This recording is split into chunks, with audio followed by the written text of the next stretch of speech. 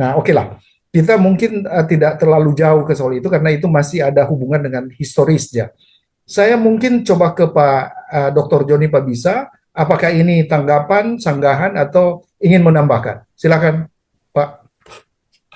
Iya, selamat malam, terima kasih. Izin Pro, selamat malam Pak Dr. Billy. Saya ingin Malam, menyampaikan sebuah case, ya sebuah case saja. Pertama, kalau bicara Israel, maka posisi kita itu adalah anjing-anjing. Kalau cuma bicara Israel, maka kita posisinya anjing-anjing. Lalu ketika bicara tubuh Kristus, Pak Dr. Joni, maksud tadi kita ini anjing-anjing berdasarkan statement Yesus ya, maksudnya? ya, Tidak betul, patut betul. roti yang harus diberikan kepada anak kemudian dilemparkan kepada anjing. Supaya konteksnya jelas. Ya, betul. Oke, silakan, Prof. Silakan, Pak. Ya. Oke, kemudian ketika bicara tubuh Kristus, maka Paulus mengatakan bahwa kita ini sebenarnya setara, sudah sama, tidak ada perbedaan. Tapi walaupun begitu, Israel tetap sulit untuk menerima bangsa-bangsa lain. Sekalipun Paulus sudah memberitakan suatu Injil yang memang membuat mereka harusnya sama. Fakta hari ini bahwa Israel itu seringkali bermasalah. Lalu muncullah simpati, rasa kasihan, dan lain-lain. Pertanyaan pertama adalah, patutkah Israel kita kasihani? Ini pertanyaan yang sederhana.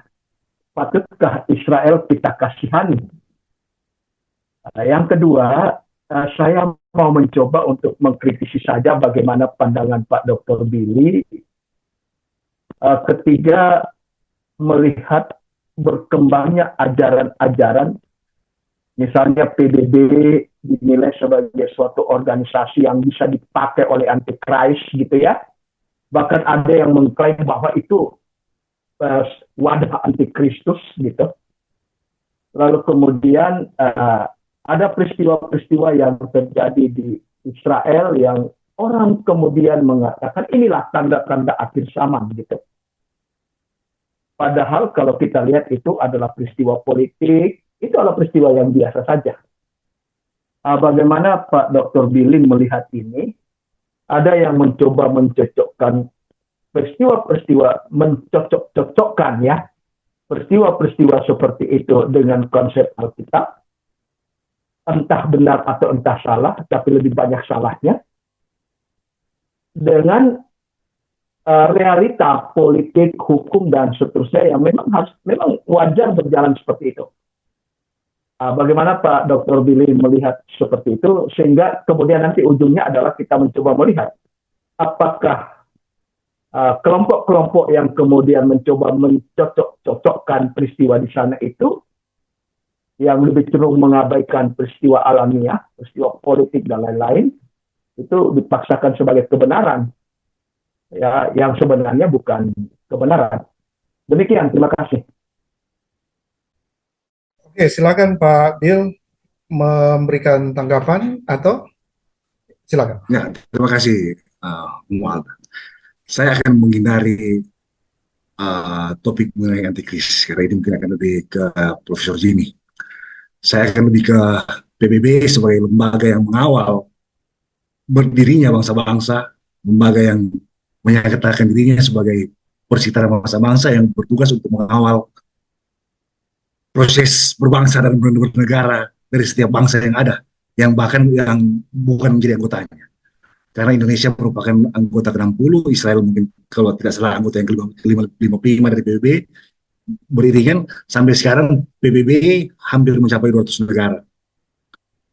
Dan banyak produk PBB yang terbukti melindungi bangsa-bangsa tertentu. Namun, dalam kaitannya dengan antikris, mungkin ada beberapa juga kebijakan PBB yang di luar nalar. Tidak bisa melindungi bangsa-bangsa, bahkan terkesan berstandar ganda, terkesan hanya melindungi bangsa-bangsa tertentu. Terutama pada periode tertentu sangat-sangat melindungi tiga negara pemegang hak veto yang merupakan sekutu, yaitu Inggris, Amerika, dan Prancis. Tidak dapat dipungkiri bahwa Amerika merupakan penyumbang terbesar dana operasional PBB, bahkan pada suatu waktu mencapai angka 75% pada suatu waktu. Sampai kemudian beberapa kebijakan presiden sesudahnya menarik sampai mengurangi dana itu. Jadi agak-agak wajar kalau orang yang digaji keberpihakan keputusannya akan ke siapa yang menggajinya. Itulah mengapa dalam banyak hal Israel sangat-sangat dimanjakan. Karena kita tahu bersama, tiga negara tadi itu sangat-sangat membela Israel dalam kebijakannya. Sepakat atau tidak. Walaupun yang kita terima memang di TV Indonesia itu benar-benar sudah di-source, gitu, benar-benar sudah di banyak fakta yang disembunyikan oleh di televisi Indonesia yang seakan-akan Israel itu menjadi sangat-sangat kejam. Tapi melihat dengan mata telanjang saja, mengikuti fakta sejarah bahwa memang Israel ini kebijakan luar negerinya cukup keras, bukan cukup keras, sangat-sangat keras. Tergantung juga pada para menteri yang menjabat ya. Karena ada suatu ketika Israel dijabat oleh perdana menteri yang beraliran tidak keras. Saat ini saja memang terlihat sangat keras karena memang Netanyahu yang pimpin. Benjamin Netanyahu ini mempunyai kakak kandung Yonatan Netanyahu yang mati akibat proses spionase ketika itu di Namibia menyelamatkan pesawat Israel ketika itu. Jadi dia memiliki garis keras dalam tubuhnya. Tidak bisa itu kalau kebijakan Israel sekarang, bahkan semenjak Netanyahu menjadi perdana menteri, luar biasa keras. Tapi itulah Israel, kebijakan luar negerinya adalah menciptakan perang di luar negaranya.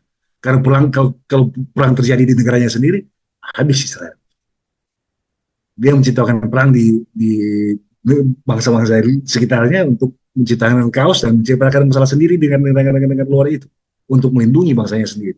Itu kebijakan perang Israel dilengkapi dengan spionase yang luar biasa.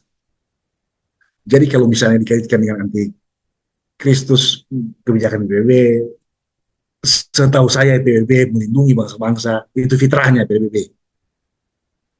Kemudian keputusan-keputusannya berbau-berbau itu loh. Sebagaimana dijelaskan tadi, bergantung pada siapa yang sedikit banyak bergantung pada itu tadi presentasi monetary fund gitu. Mungkin demikian yang bisa disampaikan kepada Dr. Joni. Terima kasih atas pertanyaan. Baik, terima kasih Dr. Billy. Mungkin Pak Dr. Joni masih mau menambahkan atau? Iya, terima kasih. Oke, silakan. Jadi kita tidak bisa ya mengklaim bahwa PBB itu adalah kaki tangan antikris, ya kan? Dari jawaban ini. Atau mungkin hipotesis saya salah ya. Karena kan banyak orang justru mengatakan bahwa PBB itu adalah alat antikris. Gitu. Nah, padahal saya melihatnya dari sisi lain bahwa masih jauh. Tetapi kita tetap harus menjawab karena mereka memaksakan pendapat itu masuk sebagai kebenaran Alkitab kan. Itu masalah. Kemudian itu tadi Pak Dr. Billy, patutkah Israel kita kasihan? Ya itu. Ya, Sementara posisi kita saja kan sebenarnya kalau ada Israel kita tidak berarti apa-apa Pak. Tapi betul. Tapi ketika Israel mengalami permasalahan atau apa, kita semua berteriak, mencoba menyatakan kasih sayangnya kita kepada mereka, gitu. Nah, itu patutkah Israel mendapatkan kasih sayang seperti itu? Terima kasih. Terima kasih. Ini pertanyaan geri serap untuk dijawab. Kebijakan luar negeri Israel yang demikian sangat-sangat mencoreng rasa humanisme kita. Saya ini penganut humanis yang tidak sepakat dengan adanya perang dengan alasan apapun.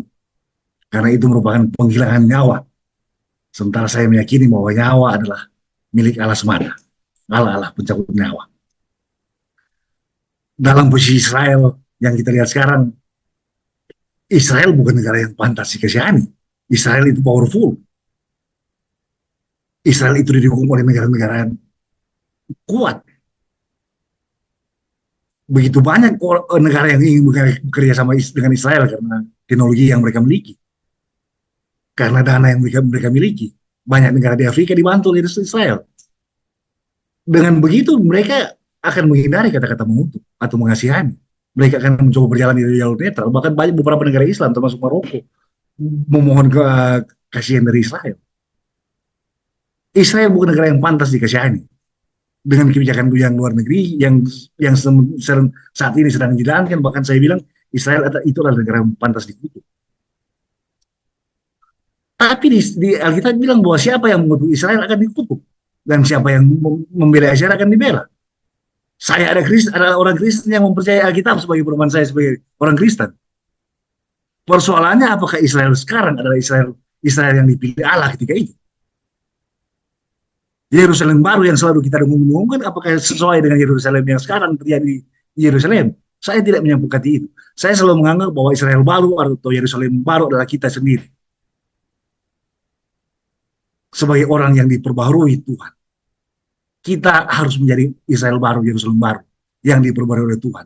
Kalau Israel yang sekarang yang penuh dengan kekacauan, penuh dengan tumpah darah, Yerusalem sekarang yang penuh dengan, kita harus mengasihani Israel atas kejadian-kejadian yang terjadi di situ. Kita harus mengasihani Israel atas tindakan humanisme, anti-humanisme yang melanggar batas. Demikian, Dr. John. Oke, boleh sedikit? Oke, silakan Pak John. Ya, senang saya mendengarnya ya. Kita adalah Israel baru.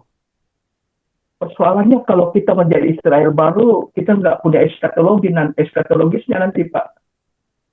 Gitu, Pak Dr. Billy. Eskatologis kita di mana nanti? Gitu ya, kalau kita menjadi Israel baru.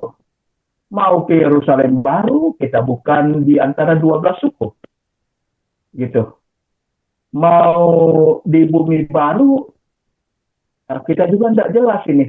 Kebenaran apa yang harus menjadi pedoman kita? Gitu. Mungkinkah kita bisa menjadi Israel baru? Kalau mungkin, maka persoalannya saya meyakini bahwa kita tidak memiliki eskatologi lagi nanti. Demikian, terima kasih. Terima kasih. Ini sudah ke teologi ini, tapi tidak apa-apa. Israel dan Yerusalem baru yang saya pahami bukan mengenai garis darah atau suku atau agama, tapi kita sebagai pribadi. Ketika kita meyakini Yesus Kristus adalah Tuhan, ketika kita meyakini Yesus Kristus Allah kita yang menyediakan surga buat kita, kita bisa menjadi Yerusalem baru, manusia baru, seperti dalam Kolose. Kita adalah manusia baru, tidak perlu garis darah untuk menjadi manusia baru, tidak perlu garis darah untuk menjadi Yerusalem baru, karena Yerusalem baru itu terbuka untuk siapa saja. Firman itu terbuka untuk siapa saja, tidak hanya 12 suku Yahudi. Israel, Yahudi, 12 suku Yahudi Israel. Demikian. Oke, baik. Pak Dr. Joni, cukup ini? Saya semakin suka ini. Penjelasan Pak Dokter ini. Semakin membuat saya penasaran ini. Iya, memang sedikit. Jadi, Pak. Mungkin tadi Pak Dr. Joni mungkin belum mengikuti awal ya. Jadi Pak Dr. Billy ini beliau adalah dosen hukum dan praktisi hukum, Pak. Jadi dalam konteks eskatologi, tadi saya memang ingin mendapatkan informasi dalam konteks bangsa Israel itu sendiri. Itu Pak, hubungannya. Iya. Oke. Ya memang harapan saya sebenarnya adalah dengan keahlian dan kepakaran Pak Dr. Billy ya, dari aspek hukum politik juga itu sebisa mungkin meluruskan ya orang yang mencoba berteologi dengan tanda-tanda itu, gitu kan? Orang yang coba berteologi lalu kemudian memaksakannya menjadi kebenaran, sehingga seolah-olah kejadian-kejadian itu adalah sebuah tanda-tanda, lalu kemudian mengabaikan sesuatu yang berjalan normal sebenarnya dalam konteks dalam aspek hukum ataupun politik. Saya berharap sebenarnya Pak Dr. Billy bisa membantu kami untuk memberikan ketegasan sekiranya ada yang menjadikan sebagai tanda-tanda atau peristiwa-peristiwa itu adalah sesuatu yang wow gitu ya, sesuatu yang bahwa ini sudah Yesus mau datang gitu. Padahal itu adalah proses politik biasa, itu adalah proses hukum biasa sebenarnya. Saya ingin sebenarnya bagaimana Pak Dr. Billy untuk bisa memberikan tanda awas pada kami gitu. Jangan buru-buru gitu. Sekalipun ada tanda-tanda gerhana bulan merah misalnya kan gitu, itu belum. Sekalipun tadi saya sudah senang sekali ketika PBB itu bahwa tidak bisa diklaim sebagai kaki tangan dari Antichrist. Ketegasan-ketegasan seperti itu barangkali menjadi penting. Tetapi sebagai orang politik maupun pakar hukum, tentunya juga rindu untuk memiliki eskatologi yang jelas Pak Dr. Billy. Karena ujung dari kehidupan kita ini kan, kita mau kemana gitu. Surga atau neraka? Satu. Kalau surga, surganya di mana? Gitu kan, Yerusalem baru pun disebut surga gitu. Tetapi kalau dalam Rasul Paulus kan, surga yang dimaksud itu surga di atas. Gitu. Tetapi menjadi menarik lagi adalah, sudah ada sebutan manusia baru tadi. Ini yang menarik Pak. Ketika kita percaya pada berita Injil bahwa Yesus sudah mati, dikuburkan dan bangkit, oleh Injil itu kamu diselamatkan, gitu ya. Tetapi itu kan tidak membuat kita menjadi Israel, karena memang pada saat berita itu disampaikan bahwa tidak ada lagi kekhususan kepada Israel, justru kita sudah menjadi sama. Ketika berita untuk kita percaya itu bahwa Yesus mati, dikuburkan dan bangkit, kita mempercayainya, maka kita tidak dijadikan sebagai Israel rohani apapun sebutannya, tetapi justru disebut sebagai ciptaan baru. Ini yang membedakan. Kita bukan dilahirkan kembali, tapi diciptakan baru di dalam Kristus. Itu.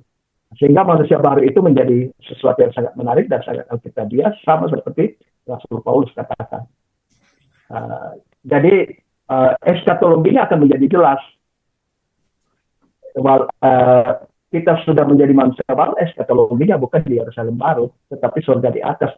Menurut saya lebih nikmat surga di atas Pak daripada Yerusalem baru, bumi baru itu. Kita nunggu lama sekali Pak, nunggu lama sekali kan, karena itu kan di ujung. Sementara surga di atas menurut Rasul Paulus itu adalah surga yang terjadi sebelum masa kesusahan besar diberikan kepada manusia baru tadi. Mungkin ini menjadi menarik menurut saya. Saya bisa interupsi begini. Sampai dari Pak Dr. Billy. John, saya bisa interupsi? Silakan Pak. Oke, mungkin begini pertanyaan Dr. Joni dengan penjelasan dari Prof. Dan mungkin nanti Dr. Billy yang menjawab ini. Kalau tadi di penjelasan Pak Prof tadi bahwa kalau bangsa Israel itu program Allah itu untuk bangsa Israel sendiri, toh tidak ada campur baur dengan pihak non-Israel. Karena itu tadi Prof sudah menyinggung soal ke-12 suku bangsa Israel.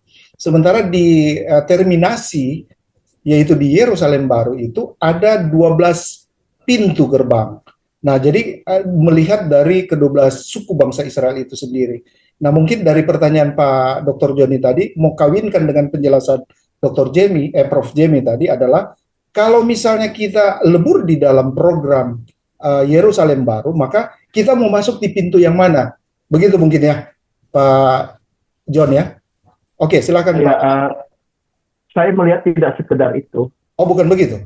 Karena ya tidak sekedar itu, karena di ujung itu kan selain Yerusalem baru, selain Yerusalem baru kan ada bumi baru, Pak. Iya, Yerusalem baru, ya, bumi baru dan langit baru, Pak. kepada bangsa-bangsa kan. Dari 12 suku itu masuk di Yerusalem baru. Iya. Sementara bangsa-bangsa yang tidak termasuk dalam 12 suku, tetapi mereka berada di bumi baru, Dan langit itu baru. juga Ya. ada di sana, Pak. Ya. Iya. Tapi dengan syarat-syarat yang memang sangat sulit sekali, gitu kan. Nah, gitu. Tetapi barangkali kesamaannya itu adalah, saya setuju dengan apa yang Pak Prof sampaikan tadi. Kesamaannya bahwa mereka itu memang berada dalam bingkai tersendiri, gitu kan? Injil tersendiri, hukum tersendiri. Bahkan kalau mereka bisa melewati masa kesusahan besar itu menjadi syarat baru lagi di sana. Nah, sehingga untuk masuk ke bumi baru itu memang sangat sulit sekali sebenarnya, gitu kan? Tetapi tetap ada karena Alkitab mengatakan ada. Siapa itu perlu pembahasan tersendiri. Tetapi kembali lagi bahwa bagaimana mengaitkan dengan sebutan manusia baru tadi yang Pak Dr. Billy. Saya senang Pak dengan sebutan itu Pak Dr. Billy, manusia baru, ketimbang kita adalah Israel baru gitu. Karena kalau Israel justru kita kehilangan eskatologi. Tapi kalau kita manusia baru ya kita jelas memiliki eskatologi. Demikian, terima kasih. Silakan Pak Billy mau menambahkan. Ya, Oke, menanggapi terima silakan. kasih. Terima kasih. Mungkin ada sedikit perbedaan definisi mengenai terminologi Yerusalem baru, dan itu Pak Joni tadi sudah menjelaskan, Dr. Joni sudah menjelaskan mengenai teologisnya. Sebenarnya sudah cukup, itu pertanyaan sudah merupakan jawaban dari Dr. Joni sendiri sebetulnya. Oke. Demikian. Oke, baik. Terima kasih. Pak Dr. Joni, cukup ini? Oke, baik. Ya, mungkin bisa dipantulkan itu ke Prof. Sangi barangkali. Terima kasih. Oke, terima kasih, baik. Oke, ini ada yang mau menambahkan lagi selain Dr. Joni, Pendeta Charles, Simamora, atau yang lain silakan, Resen. Kalau sudah selesai, maka selesailah sudah kita malam hari ini, karena waktunya tinggal 20 menit, 15 menit lah. Ibu Shirley Panjaitan, tadi yang kalau tidak salah wanita Batak Shirley, ya, Prof? WBS. Silakan, Ibu Shirley. Pak Walda, Oke. Gimana, Pak? boleh tidak kita belajar dari Pak Dr. Billy ini dalam kepakaran dan keahlian beliau? Ada tidak saran yang bisa diberikan Pak terhadap kelompok-kelompok tertentu yang selalu memaksakan tanda-tanda itu? Oh, tadi sebagai itu ya? Iya. Ya, sebagai bagian dari akhir zaman. Lalu kemudian akibat tanda-tanda itu mulai mengklaim PBB itu adalah kaki tangan antikris. Lalu peristiwa-peristiwa aneh seperti itu yang kemudian akhirnya gagal juga gitu. Dari aspek hukum politik yang sebenarnya kita melihat itu suatu kewajaran, bagaimana Bapak bisa menyarankan kepada kami, memberikan pencerahan kepada kami sehingga sikap teologi kami itu menjadi benar gitu. Terima kasih. Oke. Pak Bill masih akan memberikan tanggapan untuk pertanyaan tadi itu? Silakan. Boleh. Ini bicara tentang hukum. Ya. Seseorang berpendapat tidak pernah ada larangan, tidak pernah ada undang-undang yang melarang seorang berpendapat, kecuali apabila pendapat yang disampaikan menciptakan chaos, menciptakan kerusuhan, berpotensi merupakan fitnah terhadap seorang tertentu, dan itu sama sudah undang-undang IT. Apalagi kalau apa yang disampaikan itu dipublikasikan. Ketika ada orang lain, karena hukum pidana adalah hukum publik, ketika orang lain resah gara-gara itu, apalagi sudah menimbulkan kerugian, maka orang yang menimbulkan kerugian itu harus dihukum gara-gara itu. Termasuk tulisan-tulisan yang meresahkan itu. Selama tidak menciptakan kerusuhan, apa yang dia tuliskan, apa yang dia ramalkan bahkan, bukan merupakan masalah. Kemudian tulisan itu dianalisa, kemudian tulisan itu tidak berpotensi menimbulkan konflik, itu bukan masalah, karena itu merupakan pendapat. Dan orang sama sekali tidak ada masalah dengan memberikan pendapat. Itu dilindungi oleh undang-undang bahkan. Kalau orang tidak lagi bisa memberikan pendapat, maka banyak sekali pikiran-pikiran brilian yang malah terkungkung gara-gara hukum itu. selama tidak menimbulkan konflik atau berpotensi menimbulkan konflik. Dan itu ada lembaga yang melihat itu, ada lembaga yang menilai itu. Itu yang terbaru dalam undang-undang IT. Karena sekarang kan apa-apa diposisikan, apa-apa dipancarkan lewat media sosial. Ini harus dilindungi. Sebagai hukum publik, hukum pidana itu melindungi kepentingan publik. Itu mungkin yang terakhir dalam hukum yang bisa saya jawab. Karena kalau dia memberikan ramalan-ramalan, banyak sekali peramal-peramal zaman dulu yang walaupun cuma spekulasi, tiba-tiba mencapai kebenarannya. Tiba-tiba dia jadi orang yang sangat populer dan sebagainya. Jadi Tuhan sementara. Demikian. Oke, mungkin yang dimaksud Pak Dr. Joni Pabisa dan penjelasan Dr. Billy tadi, ini hanya orang ingin mencari panggung mungkin ya, dengan beberapa spekulasi seperti blood moon itu fenomena alam, kemudian dari hal-hal yang bersifat politik, Israel sudah diserang oleh segala bangsa, itu dikaitkan dengan teologis, secara ada melekat unsur teologis, dan itu yang mungkin Pak Dr. Joni Pabisa tadi minta supaya diberikan semacam pencerahan oleh Dr. Billy dalam perspektif hukum, dan itu tadi sudah dijawab. Bagaimana Pak Joni, masih ada lagi?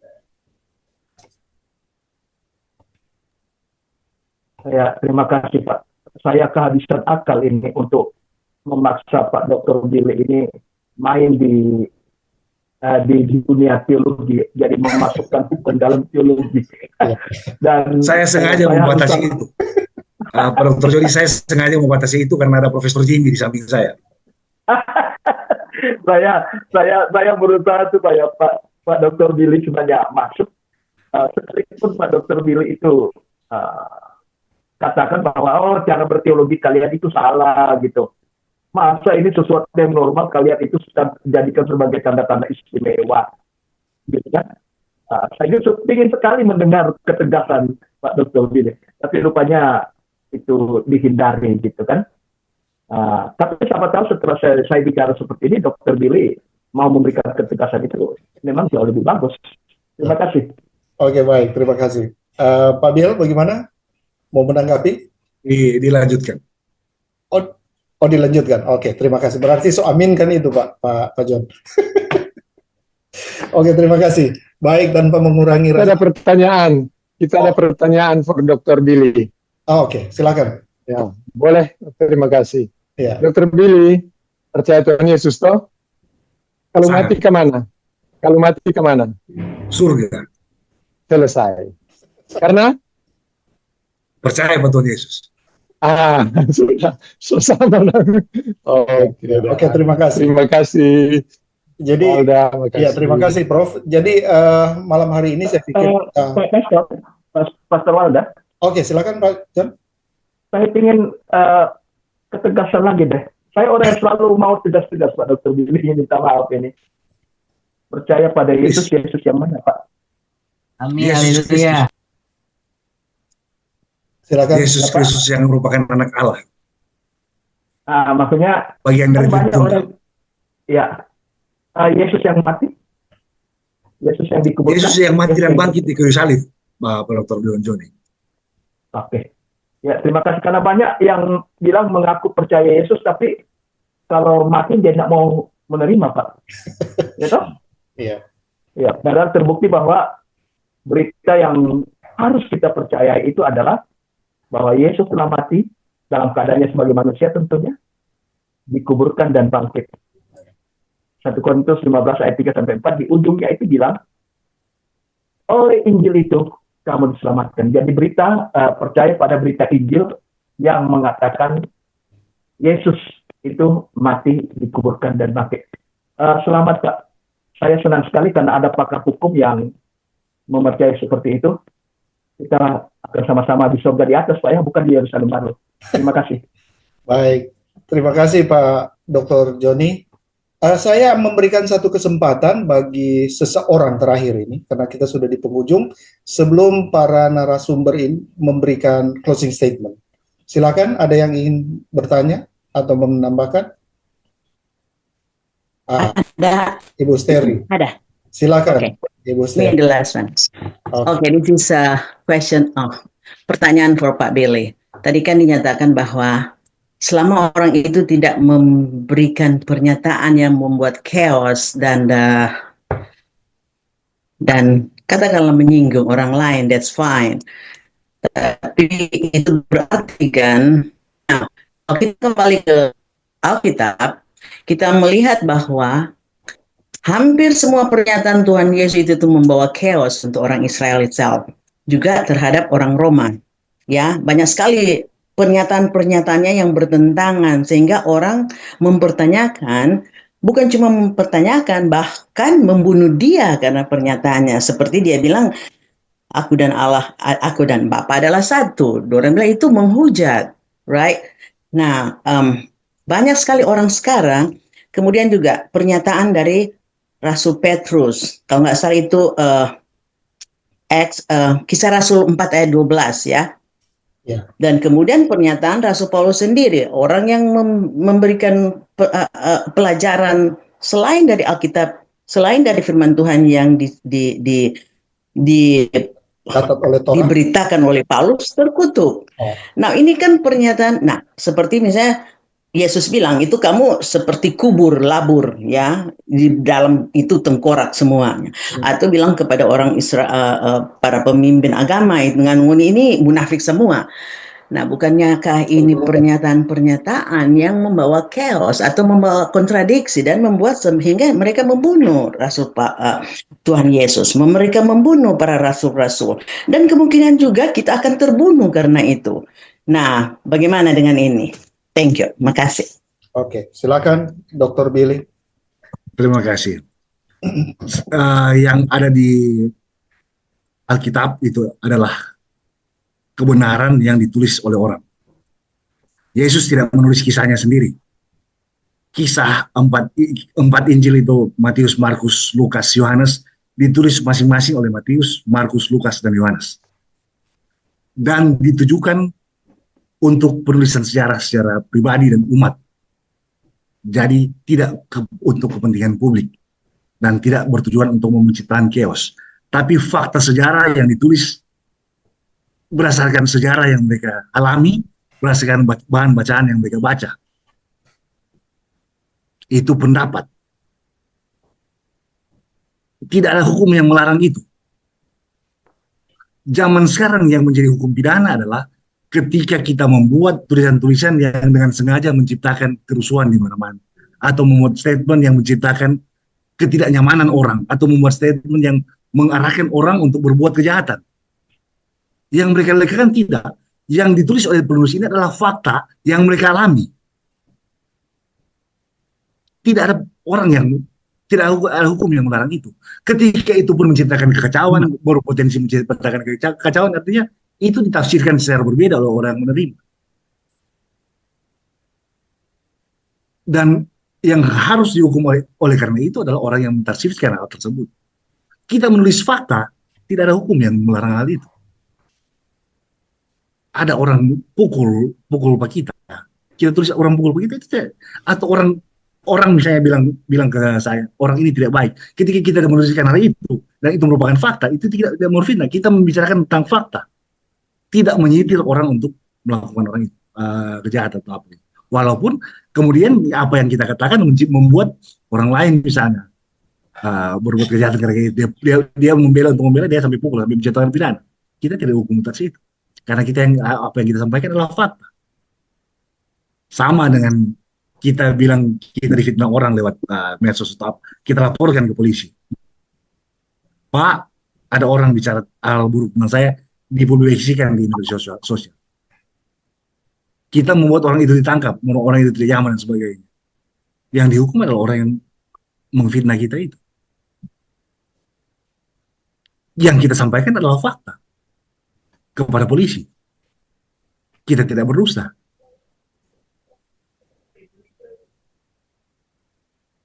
Mungkin demikian, Ibu Steri. Silakan Ibu Steri. Matius, Markus, Lukas, Yohanes tidak bisa dihukum karena fakta yang dia sampaikan dalam Alkitab. Oke, so jadi kalaupun ada orang yang bicara begitu, walaupun menciptakan kerusuhan, katakan, oke. Nah, orang tahu ada terjadi pembunuhan, right, di sini. Eh, siapa namanya itu? Kirk, Turk ya, tahu ya? Ya, dia orang, penginjil kan. ya, dia menginjil banyak sekali dan bukan sebenarnya cuma itu juga, dia menyatakan pernyataan-pernyataan yang kontradiksi gitu dengan dunia. Ya, sehingga membuat orang membenci dia. Ada orang-orang yang membenci dia, no. Dengan lah. Nah, saya nggak tahu kalau apakah itu juga sudah pernah ada di Indonesia seperti itu. Oh, probably ya, kayak Yusuf Roni ya, kayak begitu ya kira-kira. Saya nggak tahu persis juga. Nah, sekarang itu berarti bahwa kalaupun kita begitu radikal ya, karena ada orang-orang yang radikal lah, yang memberitakan tentang Injil. Dan kalau ada orang tanya, jadi kalau orang tidak percaya Yesus kemana? Oh, ke neraka. Nah, dia kan mungkin tersinggung. Katakanlah dia orang yang berseberangan dengan kita, tidak seperti orang Kristen gitu ya. Nah, itu kan kita menyatakan fakta, tapi terbukti fakta yang membuat orang tidak nyaman seperti yang Pak Billy bilang tadi. Katakanlah seperti yang Gubernur DKI ya, yang kemarin dipenjarakan ya. Nah, dia kan begitu juga. Nah, terbukti bahwa walaupun orang menyatakan fakta yang tidak bisa dibantah karena sejarah, manusia juga bisa menggunakan hukumnya dia untuk menghukumi orang-orang yang menyatakan perbedaan-perbedaan seperti itu. Bagaimana dengan itu? Apakah orang-orang yang menghukum orang yang menyatakan fakta juga harus dihukum? Thank you. Sepertinya sudah dijawab sendiri oleh Ibu Steri.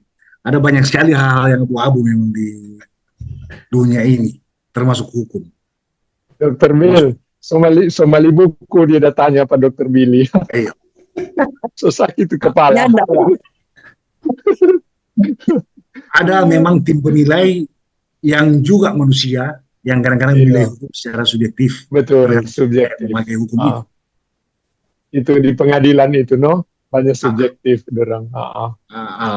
Jadi banyak sekali kadang-kadang itu pertanyaannya Ibu Steri itu pertanyaan yang umum. Karena kalau orang berdiri di lampu hijau itu bukan merupakan kesalahan atau pidana. Ketika orang berdiri di lampu merah itu dong akan nyatakan itu sebagai pidana. Begitupun saksi ahli di mana-mana, tergantung siapa yang sponsori dia jadi saksi ahli. Itu sering sekali di dunia hukum, itu sering sekali. Banyak sekali tuh fakta-fakta abu-abu yang dipakai tergantung siapa yang memakai itu, termasuk hukum. Klausul-klausul hukum yang tidak jelas secara normatif yang kadang-kadang dipresetkan jadi kita. Itu sudah masuk di ranah praktek, bukan di ranah teori. Karena ranah teori hukum selalu berusaha menciptakan hukum yang baik dan ideal. Tapi ketika dipraktekkan oleh lembaga-lembaga praktisi hukum semacam polisi, semacam kejaksaan, semacam lembaga kehakiman, tiba-tiba teori-teori di atas itu seperti tumpul. Teori-teori di atas itu seperti tidak bisa dipakai tiba-tiba. Tergantung siapa yang memakai gitu. Tapi kalau bicara ranah teori selalu ada batasan-batasannya. Gitu. Nah, kalau begitu, kalau orang yang di ini, apakah secara hukum di Indonesia orang bisa file lawsuit against orang-orang yang memenjarakan orang-orang Kristen yang berbicara tentang Injil, yang saya tidak akan menggunakan membicarakan Injil, tapi menyatakan fakta sesuai history. Apakah kita bisa file lawsuit against them? Atau memang hukum di Indonesia no way? Ini saya sih belum pernah menemukan alasan orang ditahan gara-gara menyebarkan agama atau menyatakan kebenaran dalam agama. Karena penyebaran agama itu sangat-sangat tidak karena publik, tapi ke publik-publik tertentu, masyarakat tertentu yang sealiran misalnya. Karena itu tidak dimaksudkan untuk menghasut orang pindah agama dan sebagainya. Kita menyebarkan fakta yang keyakinan kita, pendapat kita, itu bagian dari berpendapat dan kita punya kebebasan atas itu. Saya belum pernah menemukan orang menyebarkan agama, menyatakan kebenaran. Kalau memang demikian, negara kita ini orang Kristen sudah dalam penjara semua. Faktanya tidak seperti itu. That's Cuma true. beberapa kasuistis itu sangat-sangat kasuistis. Sangat-sangat kasuistis. Tidak bisa kita generalisir kemudian. Hmm. Okay, makes sense. Thank you. You're welcome. Baik, terima kasih Ibu Sterli yang sudah berinteraksi dengan Dr. Billy. Dan mungkin Dr. Billy mau menambahkan sebelum kita membuat closing statement. Dari pertanyaan Ibu Sterli tadi, sudah cukup? That's all? Cukup. Oke. Baik, Bapak. Ya. Mungkin sebentar. Kalau memang Pak Dr. Billy ingin diberi kesempatan kepada kesempatan untuk closing statement, tolong tambahkan closing statementnya Pak tentang bagaimana seorang pakar hukum memberikan nasihat kepada orang yang beragama Pak, yang berteologi. Lagi-lagi saya tidak akan bicara itu karena saya diundang di sini untuk bicara tentang hukum internasional, tentang hukum yang ada di dunia. Kalau bicara teologi silakan ke Profesor Jimmy, dan itu sudah berulang kali saya sampaikan dengan tidak mengurangi rasa hormat terhadap Dr. Joni. Terima kasih. Baik. Cukup Pak John? Cukup ya? Saya pikir bahwa Pak Dr. Billy tetap menjadikannya itu sebagai satu paket. Karena di sana juga ada satu kata. Itu akan menciptakan spekulasi yang bisa dihukum secara pidana itu. Artinya begini, Pak Dr. Billy. Kan judul materi kita ini satu paket, ada kata eskatologi juga di sana kan? Seperti itu. Ya. Sehingga begini Pak Dr. Billy. Ketika kita mempraktekkan kehidupan beragama kita itu, kami itu tidak ditertawai oleh orang hukum, Pak. Gitu maksud saya. Oh. Gitu. Demikian. Apakah selama ini Dr. Joni pernah ditertawakan oleh orang hukum karena itu? Coba sampaikan ke saya siapa orang hukum itu? Kalau saya tidak Pak, karena saya tidak berspekulasi dalam. Jangan berandai-andai, jangan berspekulasi. Itu nanti menciptakan rumusan-rumusan yang akan mengacaukan publik, akan mengkioskan publik. Yang justru bahaya menciptakan pancingan-pancingan ini. Saya bisa menunjukkan fakta, gitu ya. Kan kalau bicara fakta tidak dihukum kan Pak? Tidak, persis. Nah, Oke. Jadi saya bicarakan fakta begini, bahwa ada aliran yang mengatakan bahwa Israel itu kita sekarang itu adalah kelanjutan dari Israel. Ini kan fakta. Lalu kemudian ada yang memainkan narasi-narasi di Alkitab itu sesuai dengan itu bukan fakta. Itu bukan fakta, itu pendapat. Itu narasi bukan fakta itu. Fakta. Sebentar Pak. Bicara fakta misalnya saya dipukul. Itu fakta. Ya, kalau orang lihat sebagai orang yang akan memukul itu bukan fakta, itu rencana. Ya, saya lihat sebagai fakta adalah bahwa memang ada orang yang sudah memiliki keyakinan seperti itu, Pak. Itu kan fakta, Pak. Keyakinan bukan fakta. Niat bukan fakta. Orang yang memiliki keyakinan berarti Pak Dr. Joni tidak sedang membicarakan fakta. Sedang membicarakan keyakinan orang. Dan itu bukan fakta. Saya yakin dia kalah. Ternyata menang. Itu keyakinan yang salah. Kalau kemudian Alkitab mengatakan bahwa saya percaya Yesus, saya pasti masuk surga. Itu fakta atau bukan, Pak? Itu prediksi. Itu keyakinan. Bukan fakta. Fakta adalah masuk surga. Siapa yang tahu itu? Itu prediksi. Itu keyakinan. Ya, Alkitab mengatakan begitu. Iya, Alkitab adalah sesuatu yang kita yakini. Kemudian disebut sebagai fakta, Pak ya. Iya, masuk surga itu. Masuk surga adalah sesuatu yang kita yakini, bukan fakta. Saya meyakini Yesus adalah Tuhan, itu bukan fakta. Keyakinan. Kalau kemudian Yesus memberikan jaminan kehidupan kekal masuk surga, jaminan bukan fakta. Kalau itu tertulis, Pak. Pak Dr. Joni pahami fakta. Fakta adalah sesuatu yang saya tidak bisa masuk pikiran orang hukum.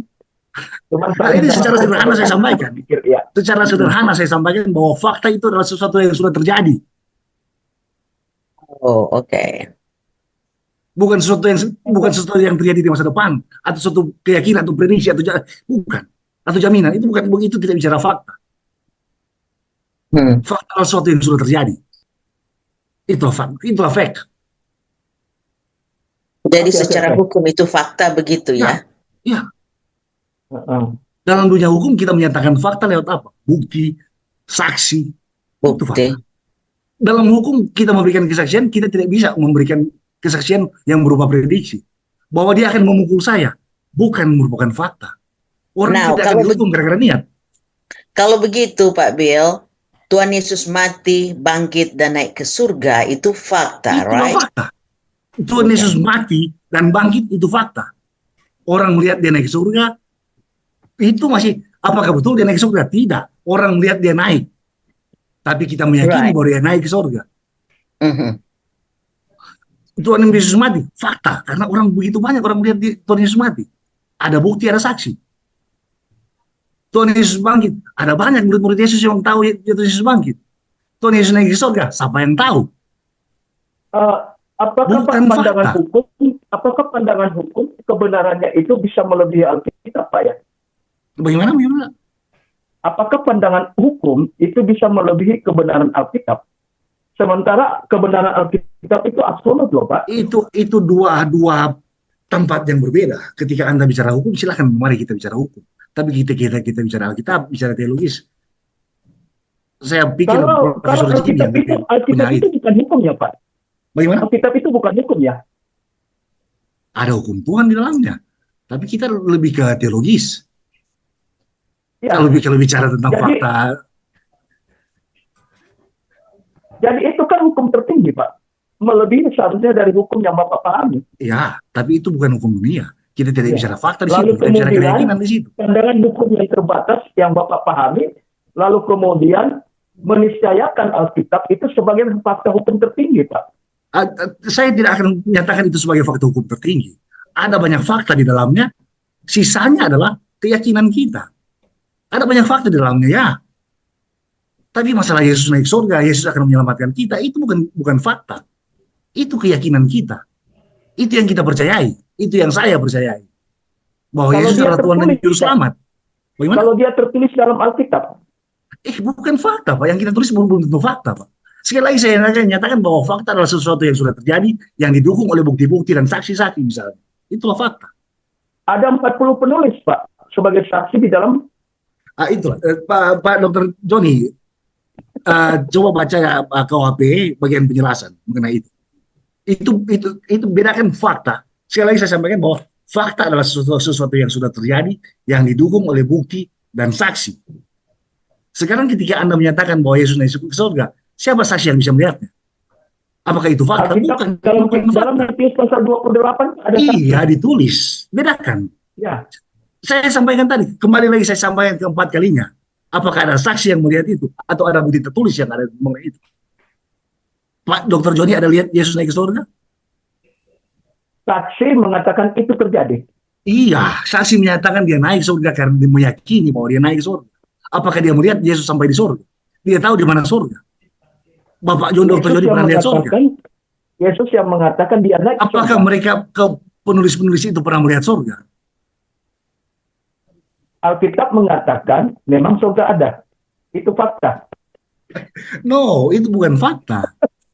Alkitab mengatakan surga ada. Itu keyakinan kita bahwa surga ada. Sekali lagi, Dr. Joni, melihat orang saksi adalah apa? Orang yang mendengar, melihat, mengalami langsung terjadinya suatu tindak pidana. Orang yang mendengar, melihat, mengalami langsung terjadinya. Ketika kita menyatakan bahwa Yesus naik ke surga itu adalah fakta, tidak ada orang yang satupun yang pernah melihat bahwa Yesus naik ke surga. Tapi berdasarkan cerita Tuhan Yesus, berdasarkan kisah pengalaman Tuhan Yesus, apa yang Tuhan Yesus sampaikan, kita yakini bahwa Tuhan Yesus naik ke surga dan kita pun satu waktu akan naik ke surga bersama-sama duduk dengan sebakaran dengan Sang Bapa. Itu bukan fakta, keyakinan kita. Mungkin kalau saya boleh masuk di tengah ini, Pak Dr. John, mungkin kita samakan dulu satu definisi ya dari fakta maupun keyakinan, sehingga kalau itu bisa sama, saya kira tidak ada persoalan. Kalau misalnya definisinya berbeda ya pasti hasilnya juga pasti beda. Mungkin begitu ya. Nah, dengan demikian maka kita perlu ada resultanta di situ. Dalam bahasa hukum mungkin ya, Dr. Bir, ada resultanta, kesepakatan di situ. Nah, tapi kita kira bukan malam ini kita harus buat itu. Mungkin kita boleh buat nanti dalam sesi-sesi berikut di pertemuan berikut. Gimana Pak Dr. Joni? Oke. Saya bahagia kok karena bisa mendengar bagaimana seorang pakar berbicara menanggapi kami yang tidak memiliki background keilmuan seperti itu. Tapi satu hal yang pasti, kesamaannya saya yang tidak memiliki background dengan Pak Dr. Billy yang pakar di hukum, bahwa kalau kita percaya bahwa Yesus itu mati, dikuburkan, dan bangkit, kita pasti ke surga. Saya kira cukup Pak, walaupun mungkin kita berdebat nanti, tapi kita tetap akan sama-sama ke surga Pak. Tapi masalahnya begini Pak, mudah-mudahan tidak ada syarat lain Pak untuk ke surga selain percaya pada Yesus dan telah mati, dikuburkan, dan bangkit. Jangan sampai kemudian ada orang yang mengatakan bahwa tidak cukup itu, kamu harus berbuat baik, gitu kan? Nah, itu barangkali menjadi persoalan baru Pak. Tapi yang saya bahagia sekarang adalah seorang pakar hukum memiliki keyakinan bahwa Yesus mati, dikuburkan, dan bangkit itu adalah berita yang harus dipercayai, dan oleh Injil itu kita diselamatkan. Terima kasih Pak Dr. Terima kasih Pak. Amin. Terima kasih Dr. Joni. Terima kasih. Diskusi ini akan mencapai hasil tertingginya ketika ada debat seperti ini. Saya sangat sepakat. Betul. Terima kasih Dr. Joni yang sudah memberikan warna tersendiri untuk malam hari ini dengan saya boleh bilang ini debat kusir, tetapi paling tidak kita tidak menjadi musuh karena debat itu, tetapi justru dengan debat seperti ini nilai tertinggi, high value yang tadi disampaikan Dr. Billy kita bisa capai bersama, dan itu akan menjadi bagian di dalam pelayanan kita bersama dalam bidang yang berbeda. Kalau Dr. Joni lebih banyak ke pemerintahan, Dr. Billy lebih banyak kepada praktisi hukum ya, bergerak di bidang itu. Dan Prof. Jimmy pasti lebih pahami dari dua sisi mungkin. Yang pertama ilmu medik, dan saya perhatikan dari tadi penjelasan secara teologis make sense begitu ya. Dan itu menimbulkan. Mr. Alda. Ya, siapa? Oh silakan Pak Ben. Mau tambahkan? Ini sedikit saja. Di akhir ini. Ya, siap. Oke, silakan. Sedikit saja pertanyaan untuk Dr. Billy tentang hukum. Jadi ini menarik karena akhirnya saya timbul pertanyaan, Alkitab yang kita pegang sekarang ini dari sisi pandangan hukum itu fakta atau keyakinan Pak? Itu saja. Silakan Pak. Alkitab sebagai sumber kita dalam beragama, dalam berteologi,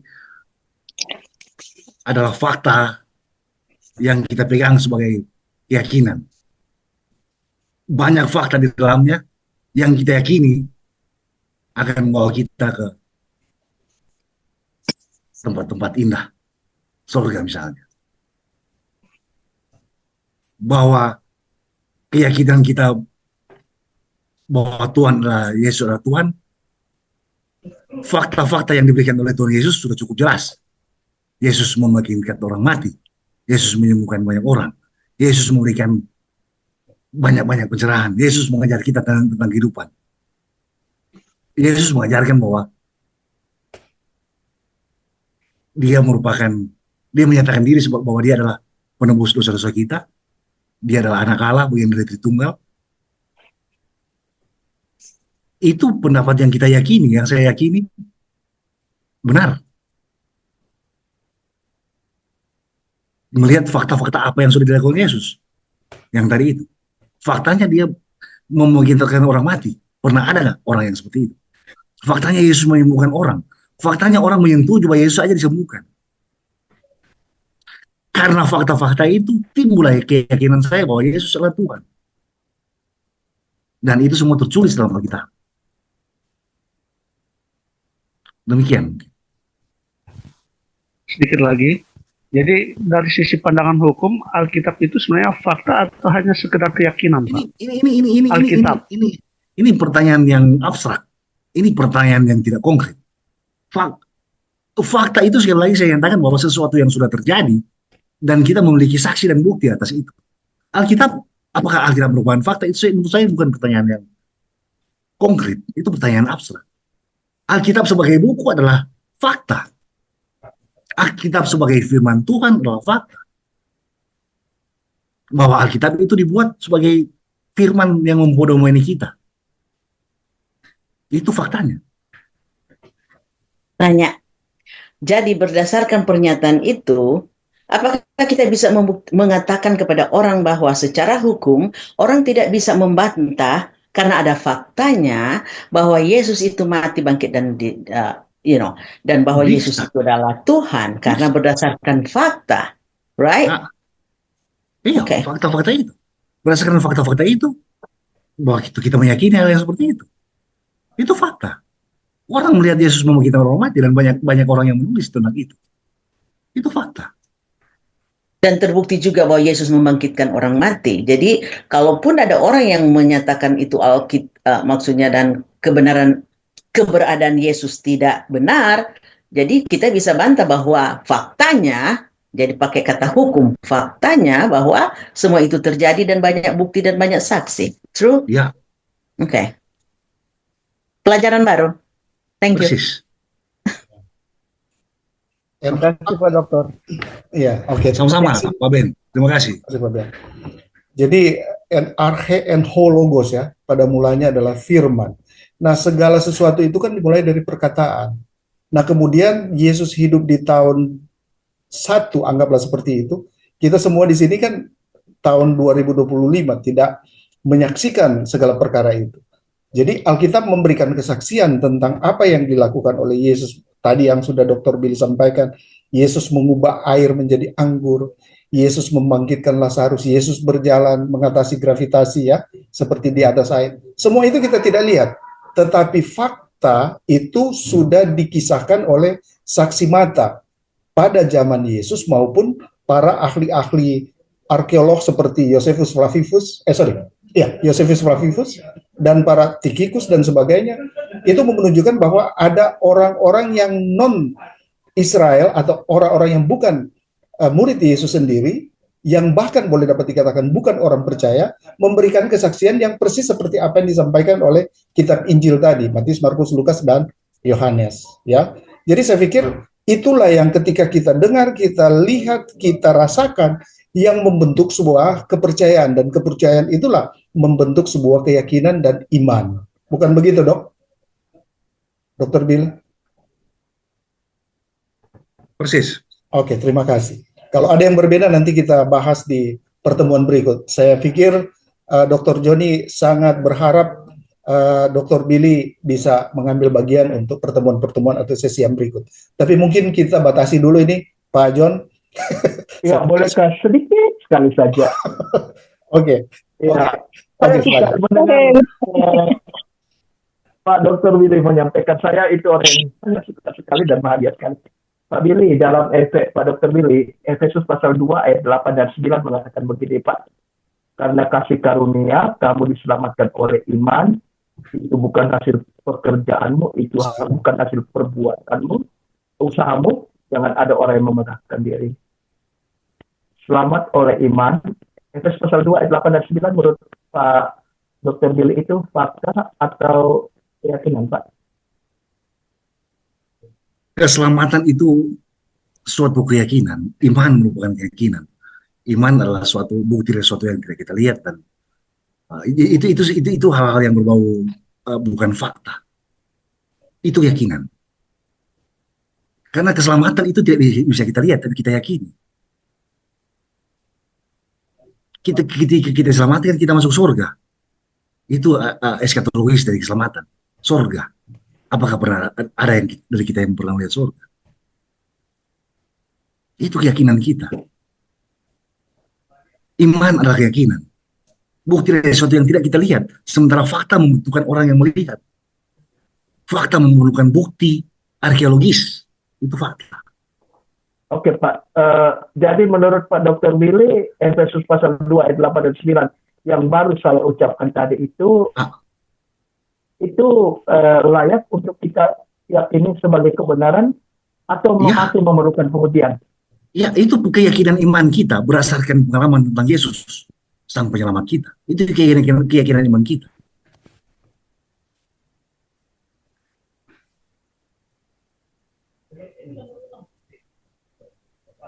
Mau bilang apa lagi nih Pak Wardah?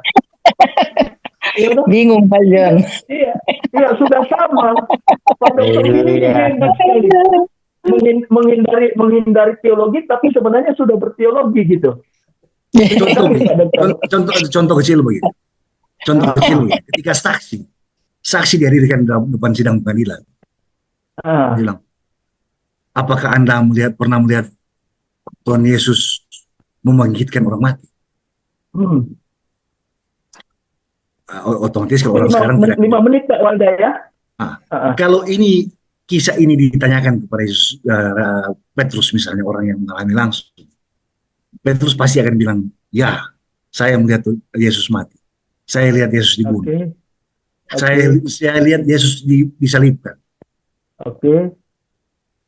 Kemudian hakim akan bertanya, apakah saudara pernah melihat keselamatan? Eh, Karena itu sesuatu yang tidak bisa dilihat. Karena keselamatan bukan keyakinan. Oke, Dan oke Pak. keselamatan bukan fakta. Oke, oke, Dan yang oke. akan hakim tanyakan dalam ruang sidang pengadilan adalah fakta, bukan Oke, keyakinan. oke. Jadi begini Pak, Eh, Pak Dr. Billy tentu sama dengan kami ya, percaya bahwa Yesus itu sudah mati, dikuburkan dan bangkit. Iya ya Pak. Sudah 3 kali Bapak Dr. Joni Oke, mengenal. terima kasih.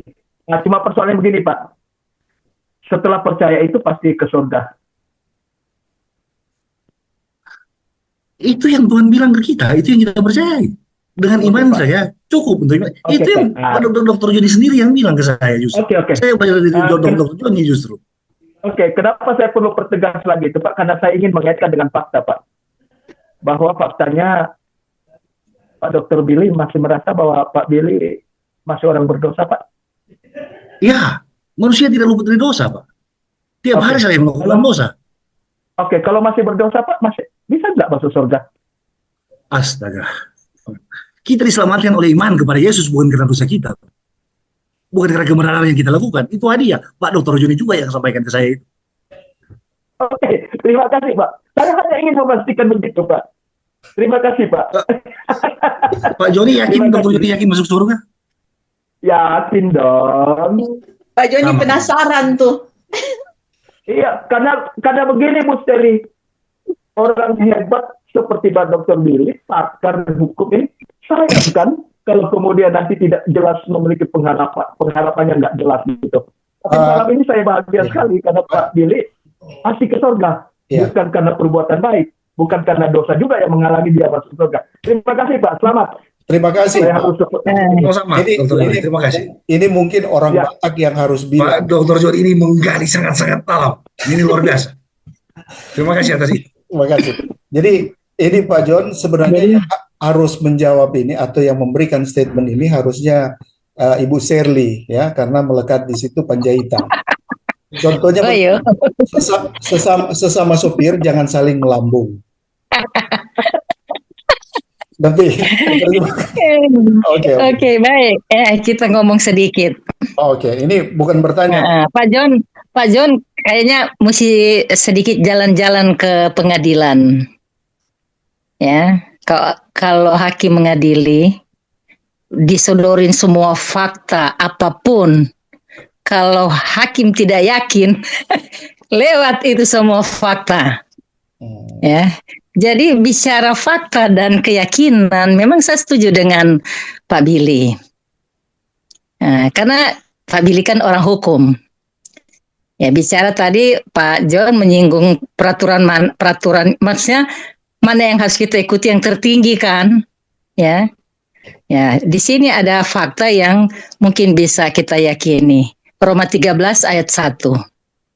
Mana lebih tinggi? Ya? Paulus sendiri mengakui itu. Biar fakta lagi beribu-ribu.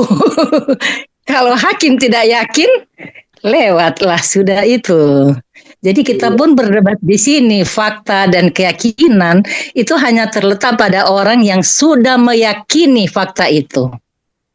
Nah, kita beruntung karena kita hidup di zaman yang fakta-fakta itu sudah terurai, sudah kelihatan. Pada abad pertama belum. Makanya Paulus bilang di Roma 13 ayat 1 kan, ya harus tunduk kepada pemerintah, itu bicara hukum.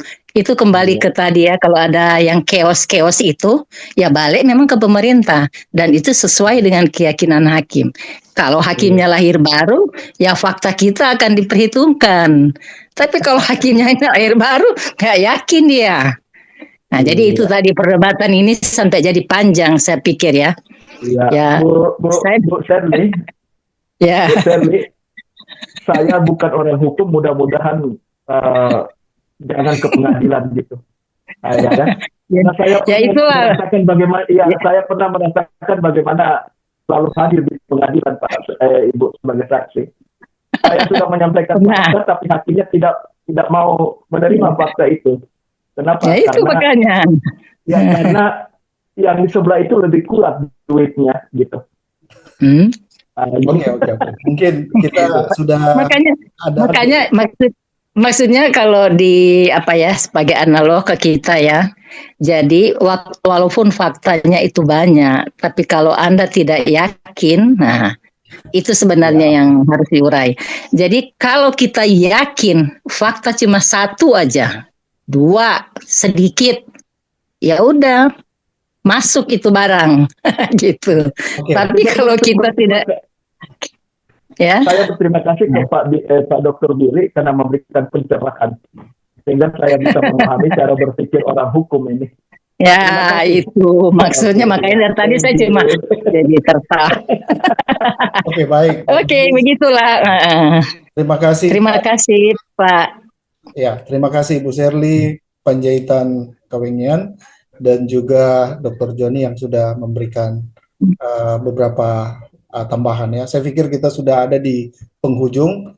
Dengan segala hormat, maka kita akan menutup sesi ini yang dalam topik tadi eskatologi bangsa Israel dalam perspektif historikal, baru kemudian hukum internasional dan teologi. Dan saya pikir tadi kita sudah memperoleh remah-remah, ya. Mungkin ini hanya kecil, tetapi kalau ini menjadi remah, nah ini beda dengan remah orang Indonesia, kata Indonesia. Tapi kalau menjadi remah, maka itu akan memiliki kekuatan dahsyat, karena itu bagian yang kita peroleh dari surga. Bapak, Ibu, saudara-saudara yang kekasih, kita akan menutup dan saya minta closing statement dari masing-masing narasumber, dan saya minta terlebih dahulu Dr. Billy Penatua, Dr. Billy Matindas untuk memberikan closing statement. Silakan. Unmute dulu. Ya.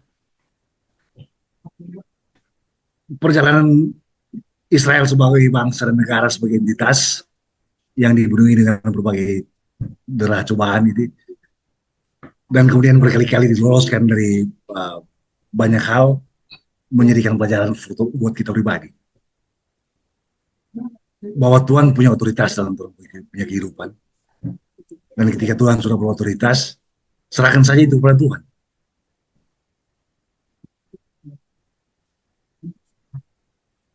Dia akan meloloskan kita dari berbagai derah cobaan.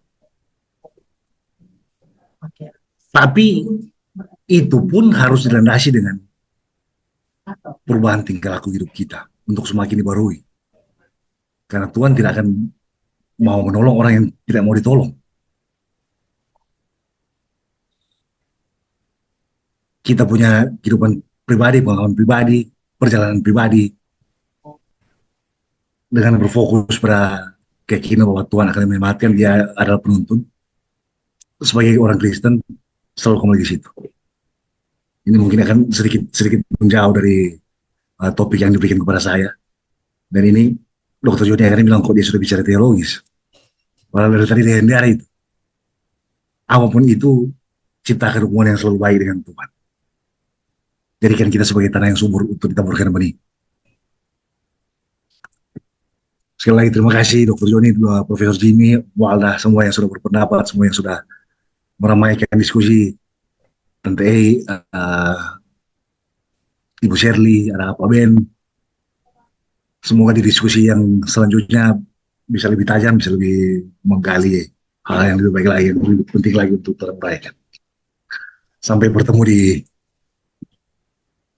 diskusi selanjutnya. Dan saya mohon jangan dipanggil dengan sebutan pakar atau hakim atau ahli. Sangat-sangat biasa. Saya kebetulan saya mempelajari beberapa ilmu itu. Bisa agak risih juga dengan sebutan dokter, sebetulnya lebih nyaman dengan sebutan Billy saja bahkan. Karena saya beberapa kawan di sini, Profesor Jimmy atau Pak Dokter Jimmy mungkin berusia lebih dari saya gitu. Itu demikian. Terima kasih. Baik, terima kasih Penatua Dr. Billy Matindas. Om Walda mungkin lebih enak didengar sebutan Penatua. Lebih asik gitu. Cukup Penatua Billy saja. Oke, baik. Terima kasih Penatua Billy Matindas yang sudah memberikan pencerahan bagi kita dari perspektif hukum tentunya ya. Dan kami dari Grace Ministry tentunya menyampaikan terima kasih sebesar-besarnya, apresiasi yang sebesar-besarnya. Dan seterusnya kami berharap ada sesi berikut yang kita bisa bersua kembali dan ada kesediaan dari Penatua Billy Matindas untuk bisa memberikan pemikiran-pemikiran dalam konteks atau perspektif hukum. Jika berkenan tentunya. Dan jika tidak berkenan, maka nanti diperhitungkan dengan Tuhan di surga nanti. Baik, terima kasih. Silakan Penatua Profesor Dr. Jimmy Posangi PhD untuk memberikan closing statement. Thank you. Jadi 1 Korintus 1 ayat 18 katakan bahwa bodoh sekali manusia itu kalau mati lalu masuk neraka. Karena masuk surga itu gratis, hanya diberikan oleh Tuhan melalui penebusannya. Yesus mati di salib, kemudian dia dikuburkan dan dia bangkit. Yang menjadi persoalan sekarang ada banyak sekali denominasi-denominasi yang mencampur adukan eskatologi. Karena eskatologi untuk bangsa Israel khusus itu di bumi. Sedangkan eskatologi untuk bangsa Israel bersama-sama dengan bangsa bukan Israel yang mendengar berita disampaikan oleh Rasul Paulus dalam 1 Korintus 15 ayat 3 dan 4, itu eskatologinya di sorga. Jadi jangan campur aduk. Kalau kita campur aduk, kita yang pusing. Kita mesti bedakan pelayanan Paulus dan pelayanan Petrus. Petrus katakan di dalam Kisah 2 ayat 38, bertobat, baptis, terima pengampunan dosa, dimeteraikan dengan Roh Kudus. Sedangkan Paulus katakan di dalam Efesus 1 ayat 13, dengar Injil, apa Injil itu? Mati kubur bangkit, percaya, yakin, dimeteraikan dengan Roh Kudus. Itu saja yang saya mau sampaikan. Semoga semua yang hadir di sini jangan ada yang masuk neraka. Saya mau mengajak masuk surga. Karena masuk surga itu pemberian hadiah dari Tuhan sesuai dengan Efesus 2 ayat 9. Terima kasih.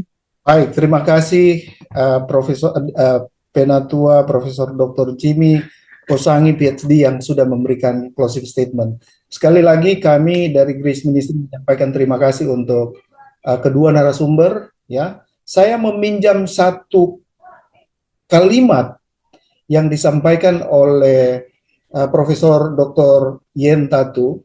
Dia sampaikan begini: bagaimana kita hidup berkenan kepada Allah? Buju bahasa Manado, buju padiakong, cari DP hati seperti itu. Kemudian kita baur dalam hati Kristus. Dengan demikian maka kita akan lebih berkenan di hadapan Tuhan. Itu statement dari Profesor Dr. Yen Tatu.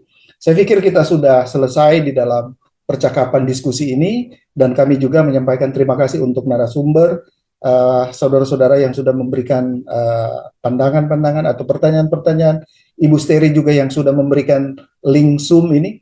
Kami berharap bahwa sebelum kami mendapatkan link Zoom resmi, kita masih bisa gunakan untuk beberapa minggu ke depan. Bagaimana Bu Steri? Apakah jawaban? Yeah, no problem. Oke, thank you. Salam untuk Pak Rodney, mana Pak Rodney? No, saya sebenarnya lagi di Chicago. Oh, jadi udah pisah tempat ini ya? Iya, Oh, sama oke. dengan Jason, Sisi, and Kak Eki. Iya. Karena Eki itu lagi ikut maraton di Chicago. Dengar ini Steri dengan Sisi juga ada. Iya. Tapi kita mau ketemu ntar. Oh, sebentar. Ini jam berapa di sana sekarang? Now like 9.36. Oh, 9.30. 9 pagi. Nah, di gereja dong? No. Lagi di penginapan rumah. Oh, oke. Nanti ntar kita naik train nanti ke downtown Chicago. Ketemu Sisi dan Eki. Oke, baik. Kita akan menutup. Terima kasih Bu Steri untuk linknya. Ya? Apa ini? Saya baru menemukan satu referensi yang menarik. Ini mungkin penting untuk saya bacakan sebelum ditutup. Oke, silakan. Dia katakan begini, iblis tahu bahwa gereja tidak bisa ia kalahkan secara posisi. Karena kita sudah duduk bersama Kristus di surga. Efesus 2 ayat 6. Oke. Maka iblis menyerang di ranah pikiran, pengajaran, dan kepercayaan. Musuh utama gereja bukanlah kejahatan moral di luar, tetapi penyelewengan Injil di dalam. Tujuan iblis dalam di masa kini bukan menghancurkan iman, tetapi mencampur kebenaran, mengaburkan garis pemisah antara hukum dan anugerah, antara Israel dan gereja. Itulah sebabnya kita perlu seluruh perlengkapan senjata alam. Saya juga cukup terkejut dengan pernyataan berani seperti ini. Strategi iblis bukan menghancurkan iman, tetapi mencampur kebenaran, mengaburkan garis pemisah antara hukum dan anugerah, antara Israel dan gereja. Demikian, terima kasih. Baik, terima kasih. Saya pikir ini kalimat pemungkas ini ya. Dr. Joni Pabisa, silakan menutup kita, Pak. Ya, mari kita berdoa. Kami bersyukur kepadamu, Allah Bapa di dalam Tuhan Yesus, untuk kebaikan-Mu pada kami, sehingga kami selalu diberikan kesempatan, waktu yang berharga. Lepas dari kesibukan, kami masih dikasihani oleh Tuhan Yesus, untuk bisa duduk di sekitar kebenaran-kebenaran firman-Mu, dan banyak pencerahan-pencerahan terjadi pada malam hari ini. Terima kasih untuk kehadiran Bapak Profesor Billy Kosami, dan juga Bapak Dr. Billy. Kami percaya bahwa kedua hamba-Mu ini Engkau hadirkan malam hari ini untuk memberikan pencerahan pada kami banyak hal yang kami akhirnya mengerti. Tolonglah Tuhan agar berkat jasmani, berkat rohani, berkat kesehatan, berkat hidup. Sekiranya Tuhan berkenan untuk mereka umur panjang, biarlah mereka tetap bisa bekerja memberi buah. Tolonglah Tuhan agar mereka bisa menjadi berkat kapan dan dimanapun. Terima kasih juga Tuhan untuk Pak Walda dan rekan-rekan yang lain. Kami percaya bahwa kehadiran mereka, kehadiran kami semua di sini, Tuhan izinkan untuk kami bisa saling membagi berkat. Tambahkan berkat jasmani, berkat rohani kepada kami, sehingga kami terus bisa menjadi berkat. Berkati kegiatan-kegiatan setiap minggu malam Tuhan. Tolonglah agar terus bisa menjadi berkat dan semakin banyak orang yang bisa mengerti tentang kebenaran Tuhan. Di dalam nama Tuhan Yesus kami berdoa dan mengucap syukur. Amin. Amin. Terima kasih untuk semuanya. Dari kami, Grace Ministry mengucapkan terima kasih dan shalom. Shalom, makasih Pak Walda, makasih semuanya. Oh, ayo, Terima kasih.